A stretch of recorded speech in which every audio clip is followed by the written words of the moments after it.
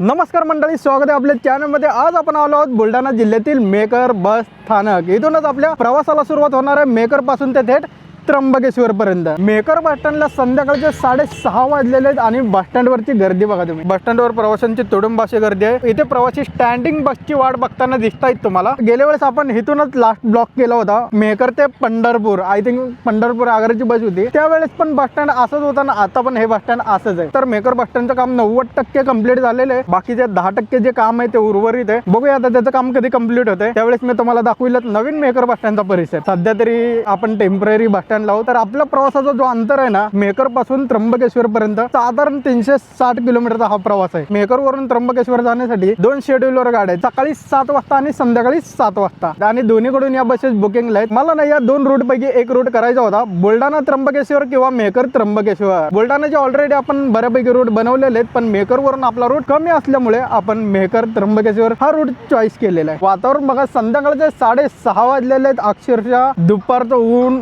वसरले नाही तर इथं येता येता 41 डिग्री सेल्सिअस तापमानातून मी इथपर्यंत पोहोचलेलो आहे। आता आपण मस्तपैकी रात्रीचा गारेगार प्रवास करत त्र्यंबकेश्वरला पोहोचणार आहोत। मला ना एक प्रश्न पडला, प्रवाशांसाठी जी सेवा द्यायची होती खास करून वॉशरूमची सुविधा इथे दिलेली नाहीये। टेम्पररी का होईना पण द्यायला पाहिजे होती, पण इथे काही तसं दिसत नाही। कारण जे प्रवासी येत आहेत इथे उघड्यावर वॉशरूम करतायत। आणि या ठिकाणी एक गाडी आलेली आहे, अक्षरशः खिडकीतून प्रवासी बॅगा वगैरे टाकतायत। आणि ही जी गाडी चालली ती नागपूर वरून लोणारसाठी घाट रोड आगाराची गाडी।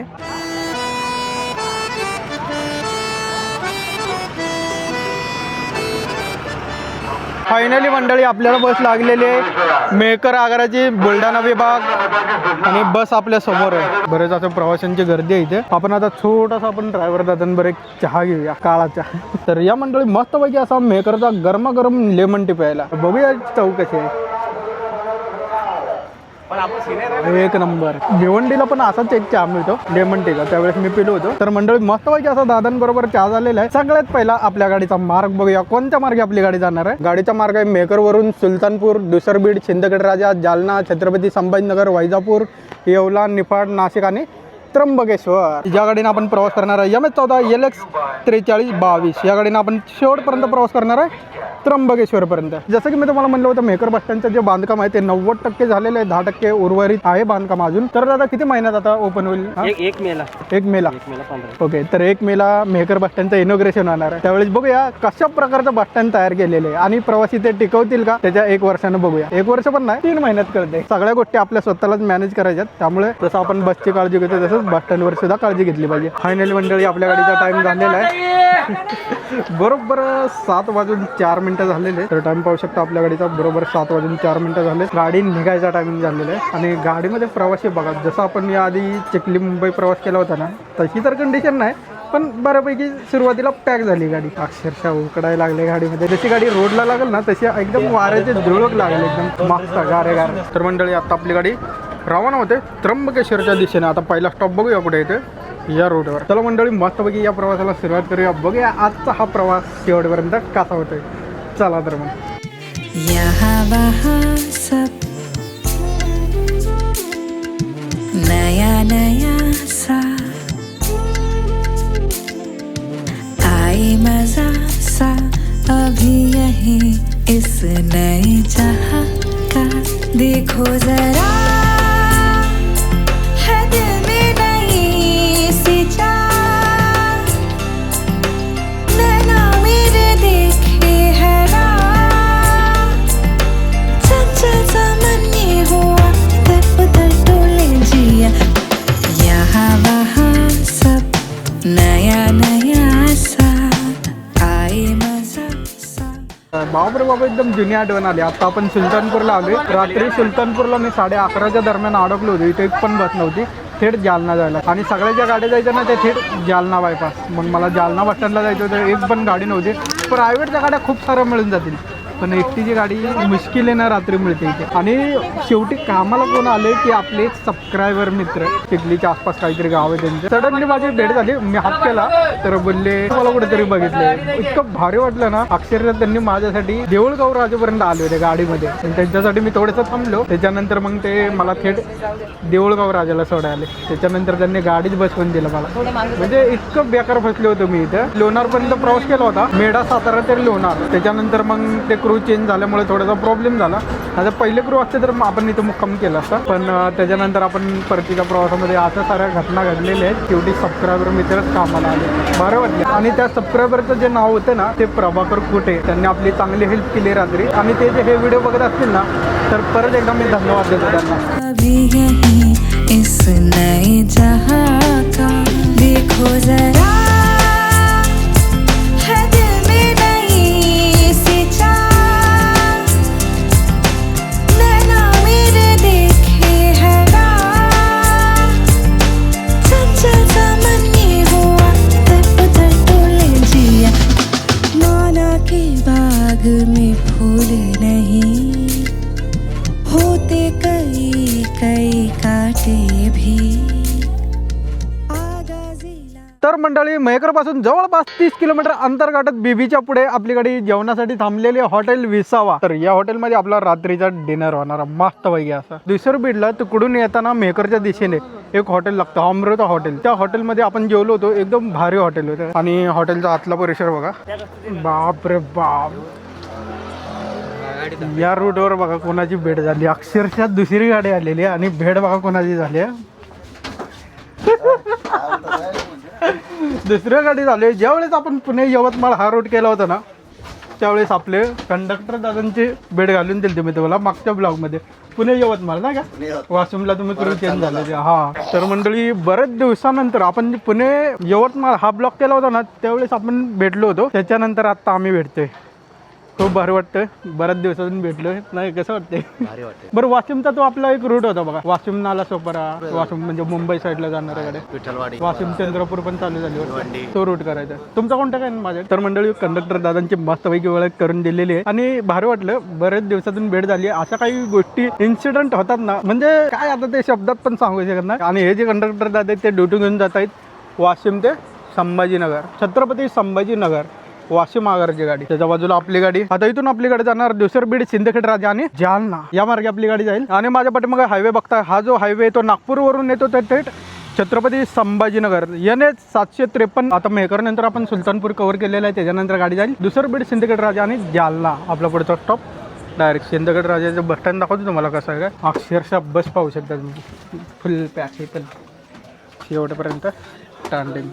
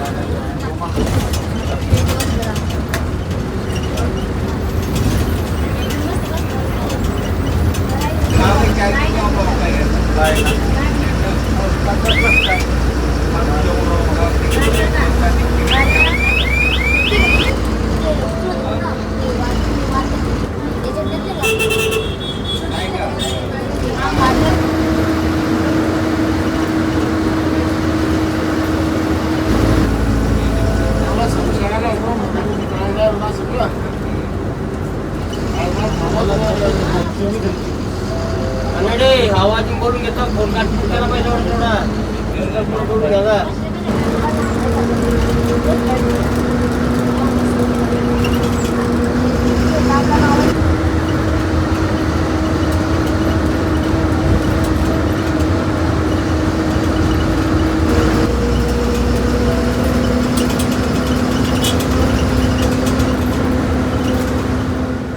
आता आपण जालना बस स्टँडला पोहोचलो 9:50 आणि तुम्ही पाहू शकता हे जालना बस स्टँडचा परिसर. मेहकर पासून 108 किलोमीटर अंतर गाठत आता आपण जालन्याला पोहोचलेलो आहे. जालन्याला पोहोचण्यासाठी आपल्याला तब्बल 3 तासाचा कालावधी लागलेला आहे 108 किलोमीटरसाठी. मध्ये पण आपली गाडी जेवणासाठी थांबली होती, त्याच्यानंतर आता मध्ये कुठे गाडी जेवणासाठी थांबणार नाही. या ठिकाणी बऱ्याच गाड्या आहेत, तुम्हाला गाड्यांची ओळख करून देतो. अकोला पुणे गाडी आणि पलीकडची आहे नागपूर पुणे. हा रोड आपण केलेला आहे स्लीपर बसने. त्याच्यानंतर हा अकोला पुणे, पुष्यत मुंबई. अरे बापरे, आपला फेवरेट रोड पुष्यत मुंबई. पुढे गेले चालक आहेत का या गाडीचे इथे क्रू चेंज होतात जालन्याला. सेकंड क्रू बघितला नसेल ना, 3 वेळा आपण या गाडीचा रूट बनवलेला आहे पुष्यत मुंबई. आता फोनची बॅटरी माझी डाऊन झालेली आहे, चार्जिंगच्या भावाला यशच जर 3 वेळा यशच टाकायची. 3 वेळा यशच. हा ट्रिपल एस हो तुम्ही कुठले प्रॉपर इथलेच आहे? मेकरचं आहे. मेकर? हा, अरे शिर्डीला बाप, आहे. बस स्टँडचा काय विषय म्हणजे ते बरेच नवीन दिवस बस स्टँड बनणार आहे साईडला, ते भाडे तोडी घेतलेलं आहे अच्छा, टेम्पररी. अच्छा. हा, त्याच्यापेक्षा छान बस स्टँड बनणार. टेम्पररी बस स्टँडला फक्त 4 वर्ष झाले. 4 वर्ष झाले. 3 वर्ष झाले. टेम्पररी बस स्टँडला 3 वर्ष झाले. 3 का 3.5 4 असं काहीतरी. 3.5 ते 4 वर्ष. हा तसं ड्रायव्हर दादांनी सांगितलं होतं 1 मे ना 1 मे 1 महिने पंचायत समितीचं इलेक्शन. पंचायत समितीचं इलेक्शन इलेक्शनच्या पहिले पहिले आता बघूया कधी ओपनिंग होते त्यावेळेस बघूया. चॅनलला नक्की आम्ही सबस्क्राईब करू. हा, करू. नक्की, तुम्ही पण नक्की. करा. धन्यवाद धन्यवाद. गाडी हलते इकडून. बापरे पहिली चार्जिंग बघूया. चार्जिंग वन आहे का दादा? चार्जिंग वन आहे का? चार्जिंग चालू आहे ना? Okay okay. बापरे काय चार्जिंग लावायची नाही हो सकता बंद आहे. शिफ्ट मस्तच बंद आहे सगळं बंद. तुम्ही रिझर्वेशन केलं हो अवघड आहे राव. माझ्याकडे आहे एक पॉवर बँक, त्याची पण निम्मी बॅटरी डाऊन झाली. तर म्हणलं आता बघावं चार्जिंग लावून. आपल्याला स्पेशल चार्जिंग किट पण दिलेलं आहे आणि प्रवाशांनी बघा काय करून टाकलं. मला वाटतं ही LX सिरीजची गाडी आहे. 1-1.5 वर्ष झालं या गाडीला येऊन आणि गाडीची हालत बघा. मला सांगा आता नवीन ज्या बिल्ड करणार आहेत गाड्या महामंडळ, आता त्या गाड्यांना चार्जिंग सॉकेट द्यायचं का पुश बॅक सेट द्यायची का हँडरेस्ट द्यायचा, काय द्यायचं काय नेमकं? प्रवासी जर हे वापरतच नसतील ना नीट तर काय कामाचं नाही. जालनापासून 7 किलोमीटरच्या अंतरावर आता आपला पुढचा स्टॉप लागेल छत्रपती संभाजीनगर. बघूया आता किती वाजता पोहोचते गाडी. कभी दुआ सा कभी सजा सा धुआं धुआं सा कभी लगे हवा सा नहीं पता क्यों दिल है डरा डरा नैनों में उम्मीदें ज़रा। आपण पोहोचलो आहोत मराठवाड्याचं मुख्य शहर म्हणून ओळखलं जाणारा शहर छत्रपती संभाजीनगर. या ठिकाणी बरोबर 10:59 म्हणजे जवळपास 11 वाजलेले आहेत या ठिकाणी. आणि मेकर पासून जवळपास 150 किलोमीटर अंतर गाठत 4 तासांमध्ये आपली बस पोहोचलेले छत्रपती संभाजीनगरला. सिडको बस स्टँड वरती फलाट क्रमांक 6, जिथे पुणे, शिर्डी, संगमनेर, धुळे, वैजापूर, नाशिक, मालेगाव, मुंबई या ठिकाणी जाण्यासाठी गाड्या लागतात. त्या ठिकाणी आपली बस थांबलेली आहे. आता इथून आपली बस जाते मध्यवर्ती बस स्थानक छत्रपती संभाजीनगर.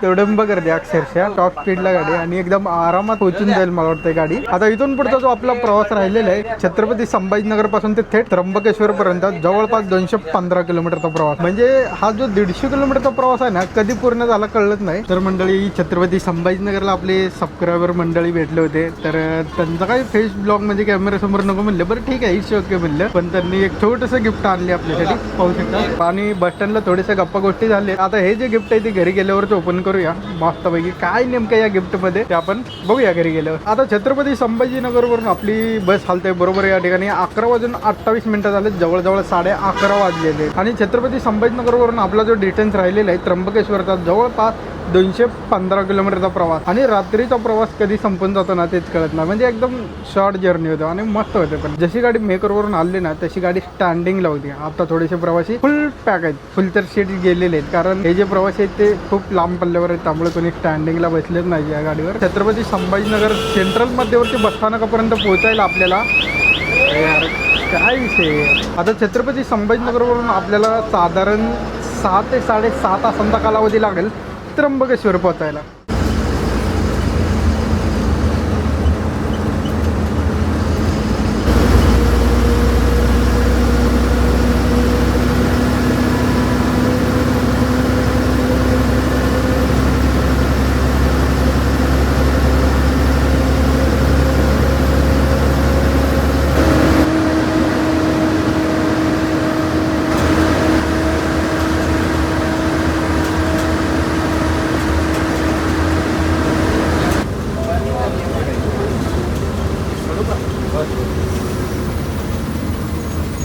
मंडळी इथे थोडीशी रेस्ट घेतली होती. आता आपण उठलो डायरेक्ट मध्यवर्ती बसस्थानक नाशिक. आणि नाशिकला ना अक्षरशः पाऊस झालेला आहे. तुम्ही बघा आजूबाजूला सगळं पावसाचं वातावरण आहे. आपला जो प्रवास झालेला आहे मेकर पासून 330 किलोमीटर अंतर गाठत 9 तासांमध्ये आपली बस पोहोचलेली आहे नाशिक मध्यवर्ती बस स्थानक. बरोबर या ठिकाणी 3:40 झालेले. आता नाशिक वरून आपला जो प्रवास राहिलेला आहे त्र्यंबकेश्वर जवळपास 28 किलोमीटरचा प्रवास. आणि बुलढाण्यावरून जी निघणारी गाडी आहे त्र्यंबकेश्वरला 9:30 वाजता आणि ते संध्याकाळी. आणि बुकिंग गाडी आहे तुम्हाला बुलढाण्यावरून त्र्यंबकेश्वर जायचं असेल वाया छत्रपती संभाजीनगर तर 20:30 गाडी आहे रात्री. तर ऑर्डिनरी बस तिकीट भाडे 704 रुपये आपल्याला एवढं तिकीट लागणार आहे. आणि मेकर पासून 2 गाड्या बुकिंगला आहेत, सकाळचा टायमिंग आणि संध्याकाळचा टायमिंग. तुम्ही पाहू शकता सकाळी पण 7ला गाडी आणि संध्याकाळी 7ला गाडी. आता बुलढाणावरून जी येणारी गाडी आहे ना ती आपल्या नंतर पोहोचते, तर त्या आधी आपली गाडी लवकर पोहोचते इथे. फायनली मंडळी आपला जर्नी कंप्लीट झालेला आहे. मेहकर पासून ते त्र्यंबकेश्वर पर्यंत तब्बल 360 किलोमीटरचा प्रवास अवघ्या 10 तासांमध्ये कंप्लीट झालेला आहे. तर ही जी गाडी ती त्र्यंबकेश्वर वरून रिटर्न 6:30ची सकाळी गाडी आहे आणि संध्याकाळी 20:15ची गाडी. आणि बरोबर या ठिकाणी 4:52 झालेले, जवळजवळ पहाटेचे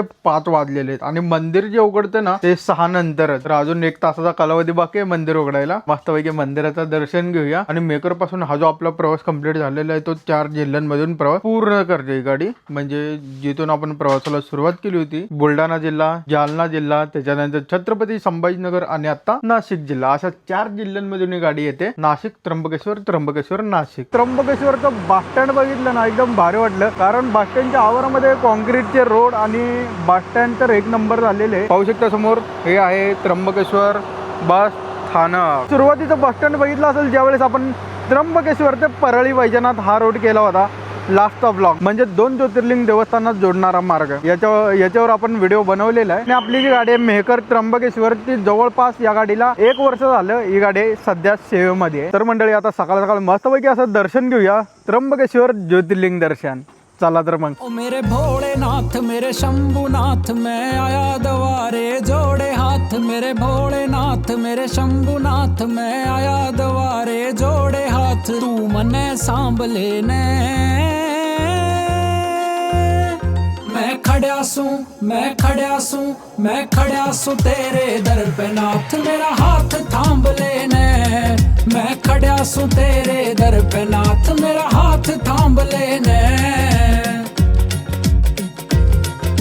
भोले भोले ओ भोले भोले भोले भोले ओ. फायनली मंडळी आपला प्रवास कंप्लीट झालेला आहे मेहकर ते त्र्यंबकेश्वर. तर त्याआधी मला तुम्हाला एक सरप्राईज दाखवायचं होतं व्हिडिओच्या शेवटी. ते सरप्राईज मी आता तुम्हाला दाखवणार आहे. आपले सबस्क्रायबर मंडळी भेटले होते छत्रपती संभाजीनगर मध्यवर्ती बसस्थानकला. तिथे त्यांनी एक छोटंसं गिफ्ट आणलेलं आहे आपल्यासाठी. तर बघूया काय त्याच्यामध्ये गिफ्ट आहे. आणि हा, त्यांचं नाव मी सांगेन की विश्वजित मुंडे असं काहीतरी आपल्या सबस्क्रायबर मंडळीचं नाव आहे. तर त्यांनी हे छोटंसं गिफ्ट दिलेलं आहे. ह्याच्यामध्ये काय आहे बघूया. काहीतरी वेगळं दिसतंय. बापरे, हे बघा तुम्ही, त्याच्यामध्ये नाव लिहिलेलं टू शोभराज सर. काहीतरी युनिक दिसतंय. तर सुरुवातीला असं काहीसं गिफ्ट आहे.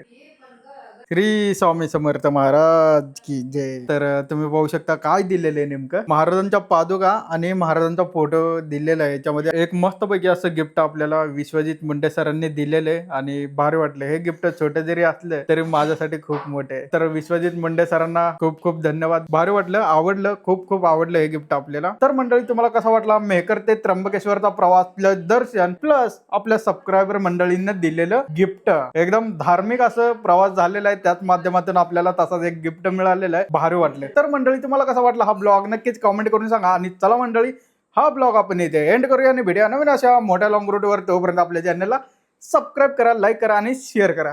भेटूया पुढच्या ब्लॉग मध्ये लवकरच. चला बाय. Fearless.